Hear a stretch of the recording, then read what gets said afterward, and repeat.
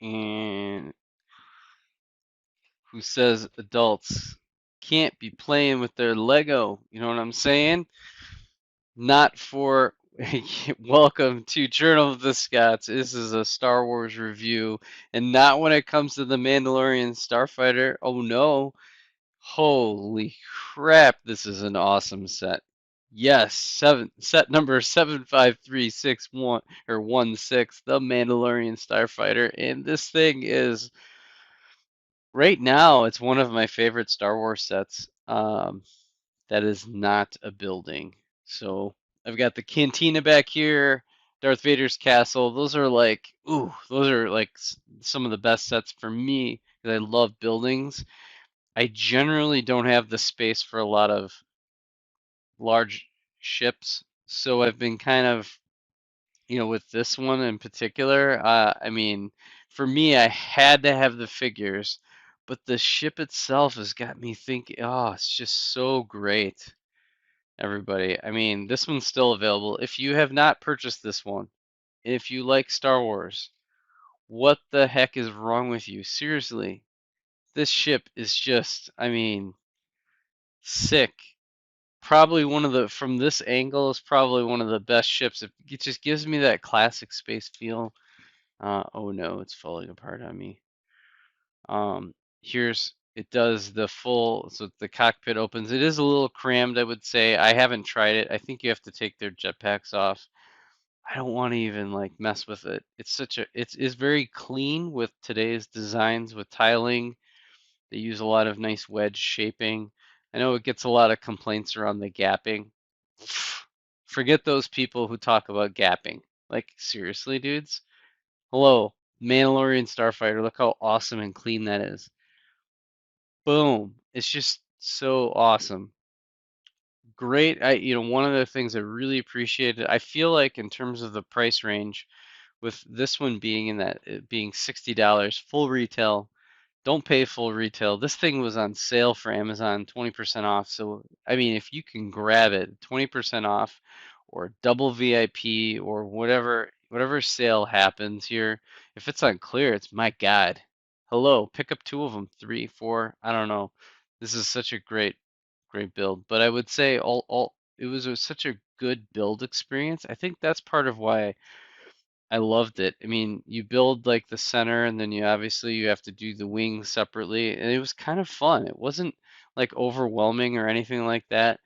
It's got probably the only thing that pisses me off about this build is that this piece right here, I keep running into it and it falls off. It is still pretty cool. But anyways, the engines, oh, look at that from behind, from top. This is kind of a historic problem with the Lego Starship builds is all, the underneath doesn't look great. I don't, I kind of wish it had like some sort of retractable, like landing gear. That would have been really nice. But yeah, in the Mandalorian, now this is the Clone Wars. This is not the Mandalorian era ship. This is a Clone Wars era ship because we'll get to the figures in just a second. But in the Mandalorian, this thing was parked. And it's just when I saw the fighter, it was like, whoa, that is craziness. There was the Razor Crest, there was the Mandalorian Starfighter, and who's gonna pilot this puppy? And I would say the figures in this set are absolutely incredible. Here's the three figures together. So it's a Mandalorian loyalist. It's Bo-Katan and Gar Saxton. So Gar Saxton does not make it long term. Spoiler alert. If you didn't know that Gar Saxton, there's no way he cannot show up in The Mandalorian. If he does show up in The Mandalorian, there's some major plot hole gaps, screw ups that are happening. He is a super cool character, so I know that Dave Filoni probably wants him in the Mandalorian or Book of Boba series. It would be like badass to see him in live action, but it's not happening. It's just not. So just seeing Bo-Katan though is pretty incredible. I really would like to see more of her and how she like fights and how she's united Mandalore.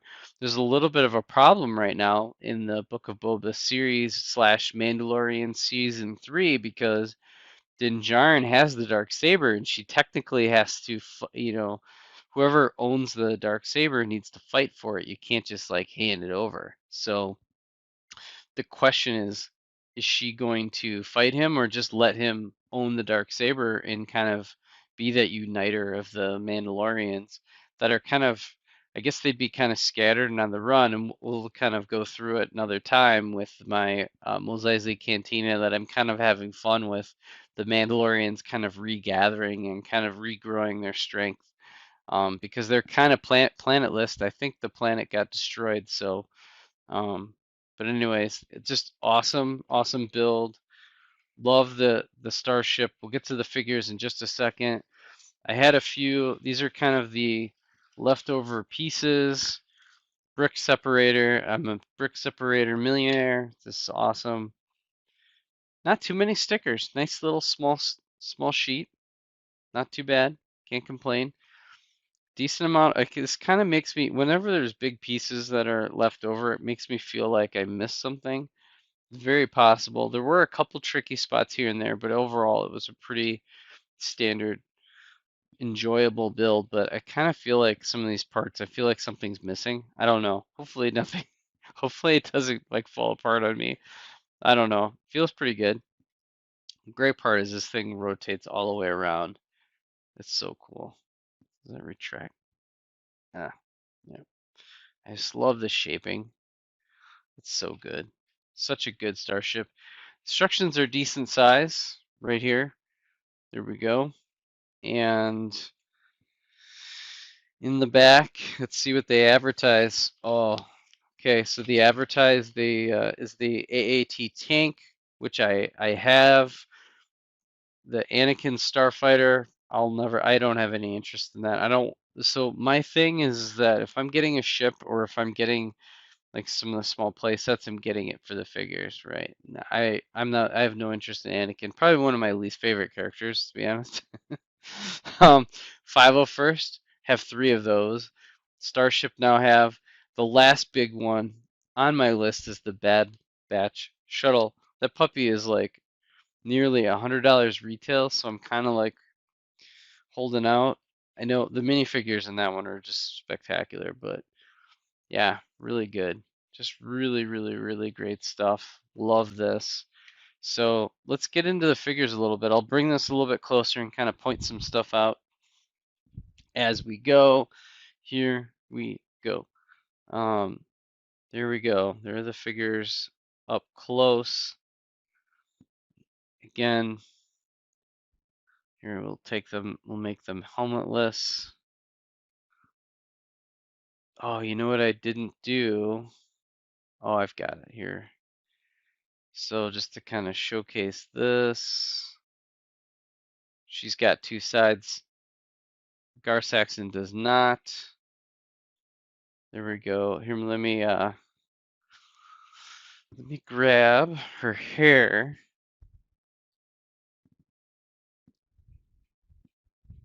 I know this is kind of controversial, guys. There's her hair. A lot of people wanted the like the dual molded setup. I agree. I kind of feel like I really don't like her with her hair. I don't think her hairpiece is any good. I don't know what they do. The Loyalist is really solid. Looks great. You know, it's really too bad because her torso, her legs, there's no arm printing. There's printing on the back. But ultimately, this is a really nice setup. And Gar is just, I mean, dude, this is a home run figure. Holy crap. Have you seen a figure that good? Looks evil, just awesome.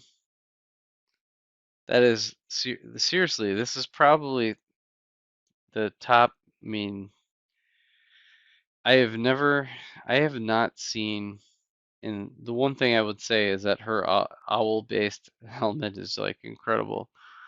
I don't think I've seen a better three figures in a set. I'm just gonna come right out there and say, like, try to beat the figure selection in this set. It's not gonna happen. I don't think I've ever seen a set where you have, oh man, I'm dropping stuff. Crap. I don't think I've ever seen a set that has three figures that are in that 10 plus range, and if they ever retire this set and they do not make another Gar Saxon and Bo-Katan, or even like a Mandalorian of this color, these figures could be the next $80 figures.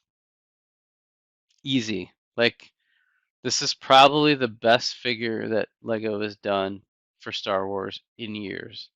So if you're in the resale market, or if you're, kind of speculating, if you can get this set for a deal, if you are not jumping on it, you will be kicking yourself. Mark my words. And on top of it, this build is not bad. Like, this is definitely 100%. I really feel like this is a $40 build. 35 to $40 build just by itself. Like, I don't know. I mean, I would never pay for a ship without the figures because I'm just all about the figures. But I mean, I'd think about buying this for 15 bucks, 20 bucks, just straight out. Even, um, and it just gives you that kind of that 30 to $40 feel, and then you add in some of the best figures. Easily, I think the retail of $60 is super appropriate. So, thank you so much for watching. Oh, let me land it properly. Here we go. Here we go. There we are. The Mandalorian Starfighter. Do I need to say any more? I think this is probably from a playset standpoint, except for maybe some of the buildings and other things that may come out. Doesn't matter. I'm talking about you. Wait, I don't know. Bad Bud Shuttle doesn't have anything. The AAT tank, not even close. Mandalorian Starfighter, set of the year 2021. End of story.